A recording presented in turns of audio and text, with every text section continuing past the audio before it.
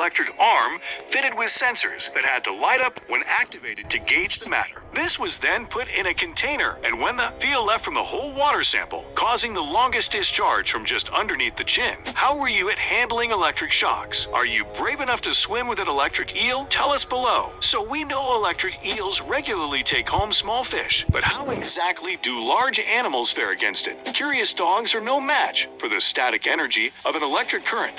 In fact, a single shock sends this German shepherd yelping in fear. But it's the Amazon caiman who holds the most frequent encounter with the electric eel, and it could be a flip of a coin who loses. The warning pulses of the electric eel hinder the Amazon caiman's race toward the target. The hungry reptile gets caught in a spasm for a few seconds, then quickly gets on his feet again.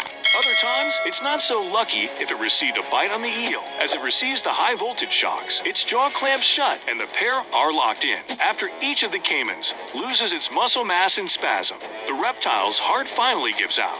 Could this electronic eel finish off a human? We've been testing how much electricity can be transmitted through a shock from an eel, and in fact, the jolt may prove far more painful when administered to a live eel than when applied in an experiment setting. While the reports of people in South America being electrocuted by a small eel in water are usually discussed, the news has not yet been formally documented that someone has been losing money to an eel as a consequence of running away. So why not handle a single eel and not be concerned about the possibility of wandering into a Venezuelan swamp? A researcher recently went out to the Amazon islands and found that electric eels work as a team to deliver a mighty jolt of power to repeatedly shock their prey during hunting parties. Up to 100 eels took part in the hunt, with each animal surrounding its prey with a massive electric ball and then shocking them with excessive amounts of energy. I think I'll take a nap on the shore. If you're acquainted with the electric eel, you understand why it's also known as the taser of the Amazon. It is one thing to play darts against this thorny little knight, but quite something if you're any type of 11-year-old boy. Unless you're a fan of electric shock, you're much better off staying away from water.